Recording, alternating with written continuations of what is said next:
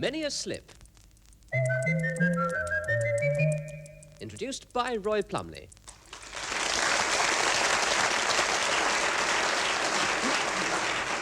The teams on my right, the ladies, Eleanor, Summerfield and Jillian Reynolds, hoping to sort out the gentlemen, Tim Rice and Lance Percival.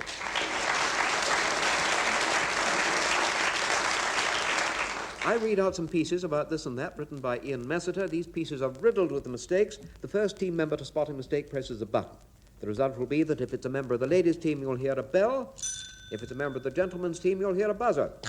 Scoring when we come to it, and the chairman's decision is absolutely final, even when he's absolutely wrong. First piece. The coincidences concerning the deaths of American presidents of past history are mostly Eleanor Summerfield. Past history is tautology. You either say of the past or of history. Right. 2 marks. It's 1 mark for spotting a mistake and another for correcting it, and the marks go to your team. But if you press a button for a mistake that isn't there, perhaps you'll inform us what happens then. Then the other lot get 'em instead. Yes, so they do. Yes. Right.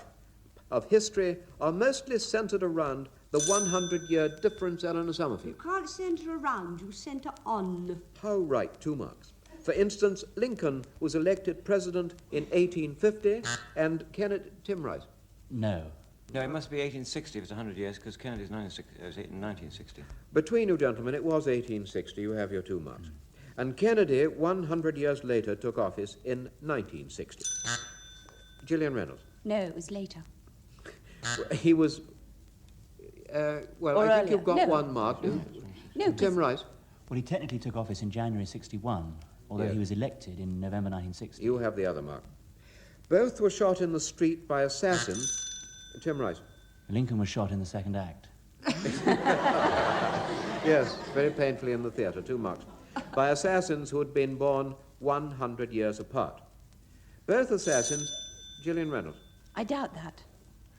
I doubt whether the assassins had been born exactly 100 years apart. Mm-hmm. You have 1 mark. Eleanor, help me. Yes, Have a fruitful they weren't. guess.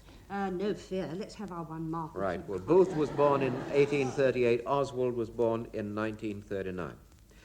Both assassins were killed during their trials. Eleanor Summerfield. Wrong. 1 mark. Anybody? Yes, Booth didn't get a trial. What happened to him? Nor did Oswald. You got shot on the way Yeah, Oswald there. was in the middle of a trial. Yeah. Booth shot in Virginia for not surrendering. Oswald shot while under arrest. That's the other mark.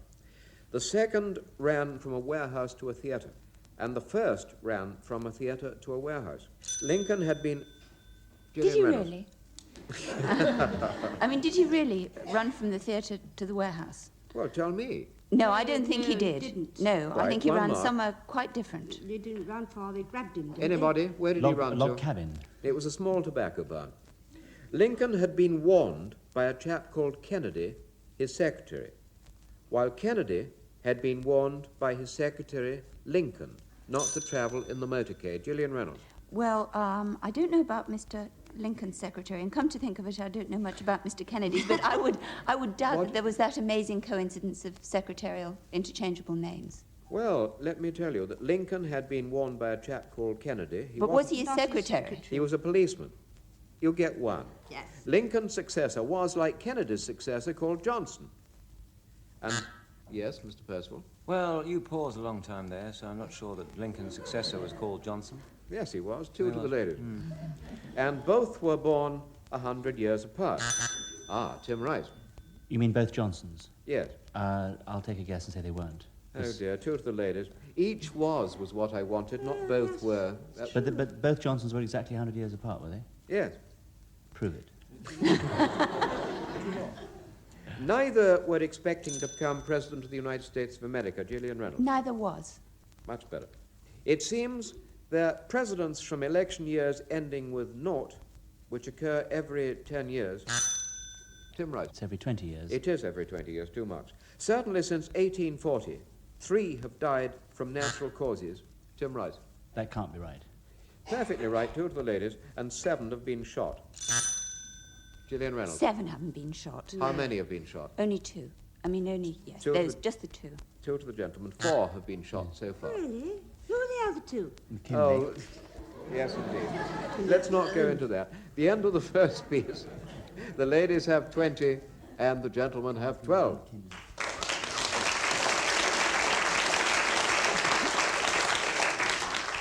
Mrs. Cespedalian, that pabulary woman, was wearing her Eleanor Summerfield. That what kind of woman? Pabulary. Pabulary? No, wrong. What's wrong about it? She's not pabulary. What does pabulary mean? I don't know. You have one mark. Anybody, what does pabulary mean? It means you come from Pabul. It means pertaining to fodder. Fodder? And she wasn't. No. Was wearing her finest impian feathered hat when she suddenly thought the sun so hot that she put a loo on her face, which... Jillian Reynolds. What about the loo? I mean, putting it on her face. I mean, would she? Couldn't have been that hot. Yes, she did. She did indeed, yes. She was coming up with a hot flush.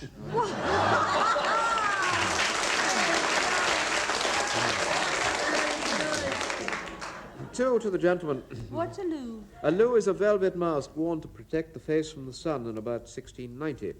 Yeah. On her face, which she had kept in her Lincian handbag, Lance Percival. No, not Lincian.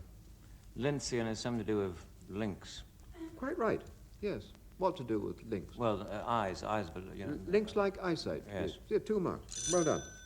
Eleanor Summerfield. You said she put on her face which she had kept in her handbag. You can't say that, Troy. Why not? Well, she didn't keep her face in her handbag. If you put a loo on your head, you put it... No, don't like that. Not nice. She had kept her loo in her handbag, which, until a moment or two before, she'd considered impignorating. Taking it off, Eleanor She Summerfield. considered it what? Impignorating. What was? Can't be. Why? Because handbags can't be impignorated. Yes, they can. Impignorate means to pawn or to mortgage. 2 to the gentleman. Let's move on. Taking it off because it disturbed her facts, she took from her handbag Tim Rice. Her what? Her facts, F-A-X. No, it wouldn't have disturbed her facts. What's a fax, then? I'm not going to answer that on this program. 2 to the ladies. A fax is a head of hair. She took from her handbag a carrack as she went down to visit her lithanode pawnbroker, the one... Lance Percival. Well, there's something in there, I tell you. That's either Carrack or Lithanode. What do you think, Tim? I'd go for Lithanode. Lithanode. Yes. What Well, about there it? we go. Well, it's just wrong. I mean, it's obviously wrong. Why? Yes. What does it mean? Lithanode, what does it mean? It means you've got to listen to a birth. No, I don't know. Yeah, you have 1 mark. Lithanode is a hard form of peroxide of lead used in storage of batteries. And a carrack is a large ship fitted for war, as all gathered. Very few ladies have them in their handbags. Yes. Seeing him indulging in his quinquevalent meal and too mean to share it, Lance Percival. Quinquevalent is 5. Yes. Something wrong there. It doesn't mean what it's supposed to mean anyway. No, it doesn't. You've got your 2 marks. Quinquevalent having a valency of 5. And too mean to share it with anyone, she waited outside and made a noise like a Decker style. Suddenly, Tim Rice, Like a... What was that? Decker style, D-E-C-A-S-T-Y-L-E. They are very quiet things, and Yes. she wouldn't make a noise like it. Why not? Well, I mean, have you ever heard a Decker style make any noise? If it's not in good condition? Correct. I'll get back to you on this. Decker style, a building with 10 columns in front. Just 1 to the gentleman. Suddenly he saw her. He had a munchkin of water at the ready, so... Eleanor Summerfield. Not a munchkin, Why not? because it wouldn't hold water. I thought they were those dwarfs out of the Wizard That's of Oz. right. A munchkin. A munchkin of water is 3/4 of a pint. So Oh, that's dear. 2 to the gentleman. Pity. At the ready, so he could paduke her if she tried to kringle him. Eleanor Summerfield. He wouldn't paduke her with a pint of water. What would he paduke her with? 1, Lance Percival. 3/4 of a pint of water. A paduke is a Burmese type of rosewood. Yes, Yes. right. You can paduke with rosewood. If she tried to kringle him to a door with a peg. What? Anybody want to argue? Yes. Yeah, I think there's something wrong there. Crinkle him to a door with a... Peg. P-A-I-T. I think she's a very strange lady with rather nasty habits. Well, that's two to the ladies. There's Right. nothing wrong with that. Right. Kringle means to fasten with a withe, and peg means a firm blow. She missed his chest, but hit him smartly on his neef. Eleanor Summerfield. Hit him smartly on his what? On his neef. Neef? No, she wouldn't hit him on his neef. Well, she couldn't help it, because that's where she happened to hit him. It means his fist, and that's another two to the gentleman, and the score at the end of that part is She gets 27 to the ladies, and only 25 to the gentleman. My goodness.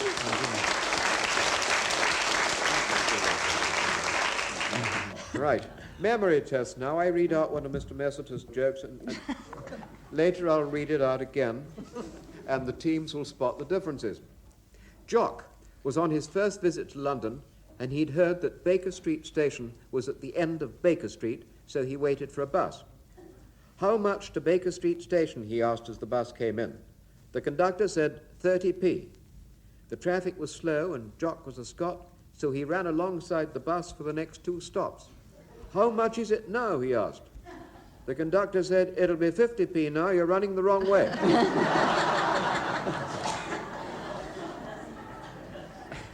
And while our chuckles die away, I'll hand over to, at the piano, Steve Race.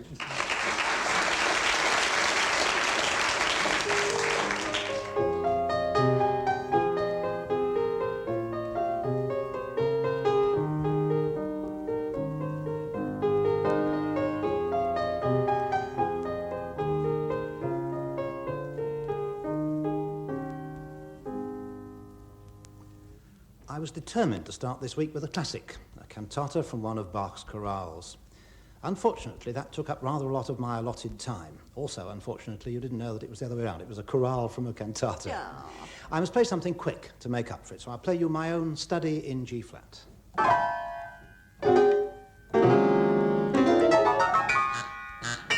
Oh, Tim. Not in G flat.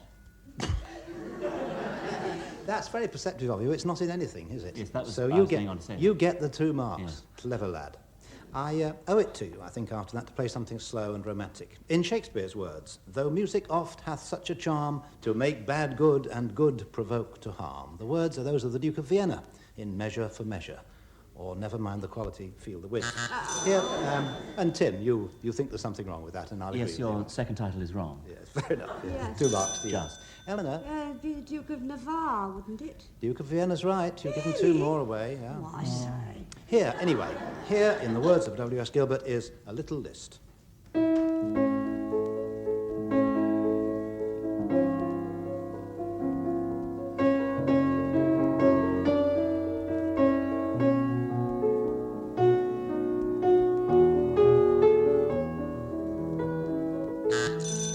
Oh, I played it so nicely too. Lance. The diddly bits at Yes, the the end. diddle was de trop. That was me. 2 marks to you. Music there by Frank Liszt, 19th century composer. Jillian, Oh, we won't have Frank. no. What would He's you like Franz. instead? Franz Franz. Liszt, yes. 2 marks to you. I suppose Liszt's second Hungarian Rhapsody is, so to speak, the top of the Liszt list.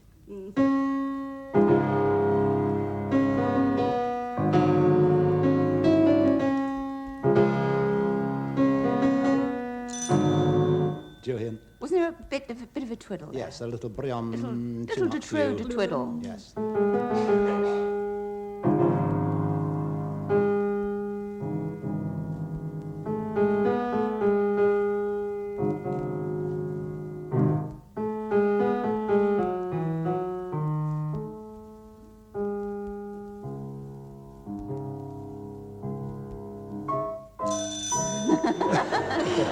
Oh, I did try. Eleanor, what would you like instead? No, you see, now you played that bit of Carmen, I can't think of it. Should have been, yeah. Well, I'll give you the 2 marks anyway. Chopin was a year old when Liszt was born in 1811, but it wasn't until 13 years later that Brahms was born. By that time, of course, Liszt and Chopin were 13 and 12 respectively, while in 1849, when Chopin died, Brahms was only 16, as against Liszt's 38. Tim, did you wish to say something? Well, I'm going to just say that there's something wrong there. Yes. We're getting a bit Brahms and Liszt here.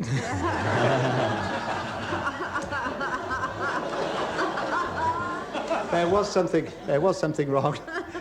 I think it was Brahms' age. Well, I got their ages wrong way around. 13 and 12 should have been 12 and 13. I'll give you the marks, and I'll just play the piano again, shall I?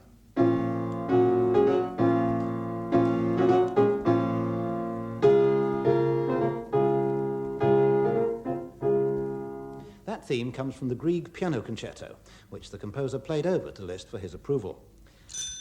Eleanor? No. Yes, 2 marks to the gentleman. Liszt had already by then written his 3rd Hungarian Rhapsody. This is from the 2nd. Tim? No, he hadn't. Yes, he had. 2 marks to you. You missed the tautology of already by then. But never mind. Oh, yes. This is from his 2nd Hungarian Rhapsody.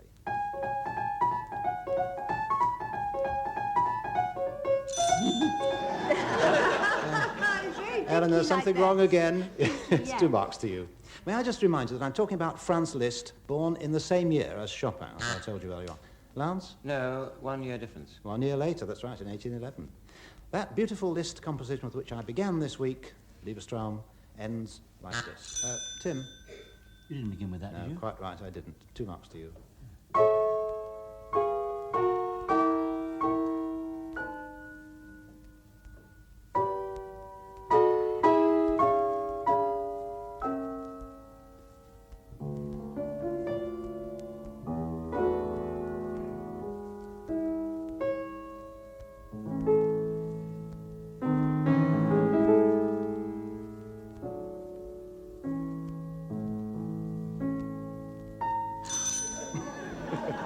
Eleanor, can you give me the note? No? Dong. Yes, you got it. Dong. A mark each.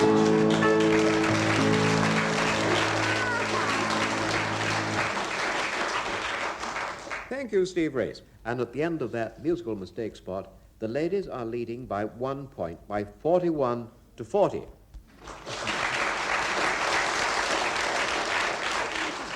Back to the memory test. Jack was on... That was quick, Tim Rice. Jock. 2 marks.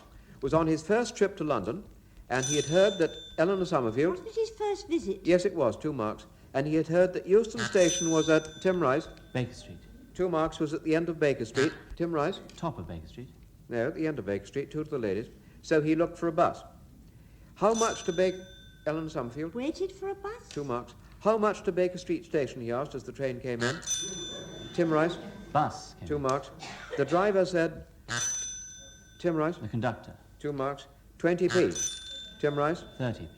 2 marks. The traffic was slow. Tim Rice. I don't think it was slow. Yes, it was. 2 to the ladies. And Jock was Scottish. So, Jillian Reynolds. Was a Scot. 2 marks. So he walked alongside Eleanor He Summerfield. ran. 2 marks. Alongside the bus for the next 3 stops. Tim Rice. 2 stops. 2 marks. How much is it the new? Jillian Reynolds. I love the voice, but I don't think that's what he said. What did he say? How much is it now? 2 marks. He asked. The conductor said, Jillian Reynolds. He inquired, I think. He asked was right, 2 to the gentleman. The conductor said, it'll be 50p now.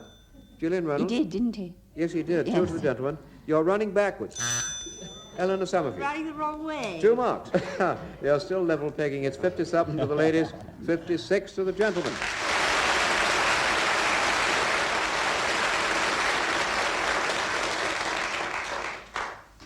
All words have at some time or other been invented. Tim Rice?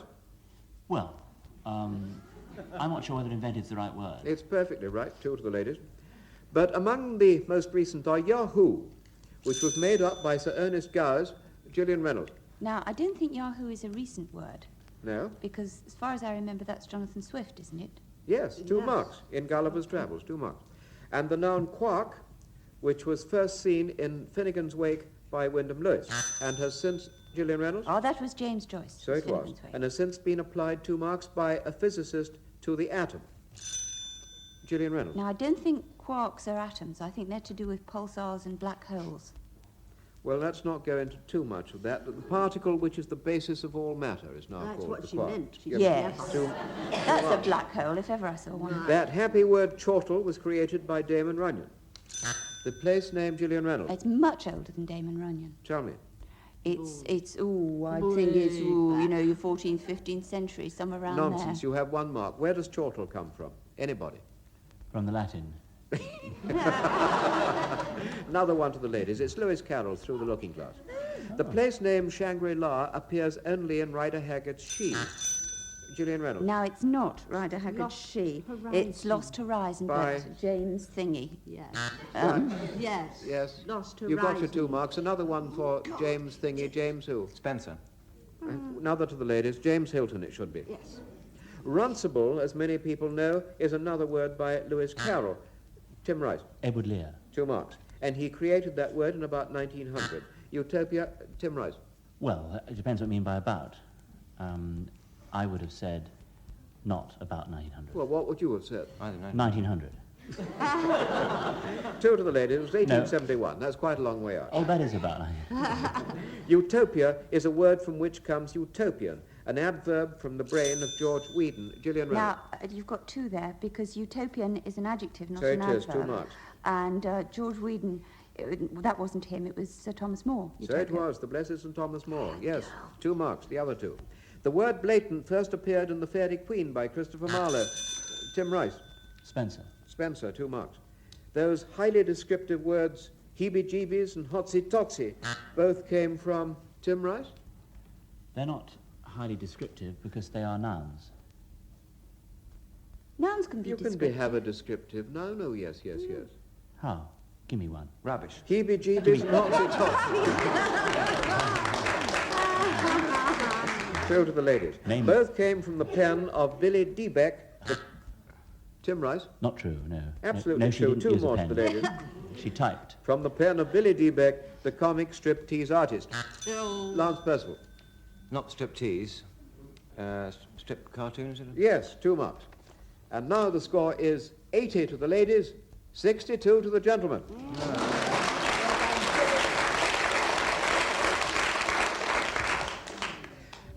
No word in this next paragraph will end with letter A for apple, followed by the letter L for lamp. No word will end with AL. An example of a hospitable and commendable but unusual hostel is Tim Rice? Unusual. 2 marks. Is hard to find, but not impossible if you search a modern citadel. Jillian Reynolds, I made a 2 mistake to the there. gentleman. That's L. I got on my hypothetical and very beautiful Eleanor Summerfield, Hypothetical? 2 marks, and very beautiful camel to make a sensible demonstrational journey wearing my Tim Rice, Demonstrational. 2 marks, wearing my ample, simple sable Tim Rice. Well, Well, 2 to the ladies. Simple, sable example of a purple wimple which looked a bit digital on my... Jillian Reynolds. Digital. 2 marks on my balding Socratical pate. This, Eleanor So Summerfield. practical. 2 marks. This camel was no vessel of the desert, but a successful, peaceful, special camel-counted vehicle. Lance Percival. Special. 2 marks. So named because it looked remarkable and a bit piratical, halfway between Tim Rice. piratical. 2 marks, halfway between a mangle and a miracle, and owned by my Aunt Mabel, Eleanor Summerfield. No, 2 to the gentleman. The principle of a rather Jillian Reynolds. Principle. 2 marks. The principle of a rather puritanical but plausible, Lance Percival. Puritanical. 2 marks. But plausible and highly desirable academical and Tim Rice. Hesitation. Wrong game. Highly desirable academical. Academical. We had. Yes, I think Eleanor had that first. 2 marks. And unimpeachable historical college for girls, Jillian Reynolds. Historical. 2 marks. Whose behavior was questionable across the channel, but whose looks were capital. Tim Rice. Capital. Capital. 2 marks. And at the end of that last paragraph, the score is 92 to the ladies and 80 to the gentlemen.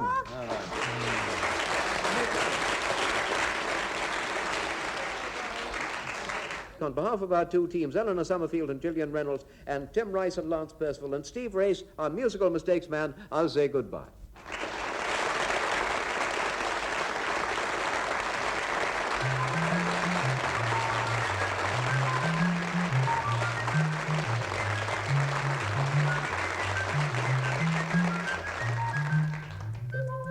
Many a Slip was devised and written by Ian Messiter. The chairman was Roy Plomley, and the producer, Paul Mayhew Archer.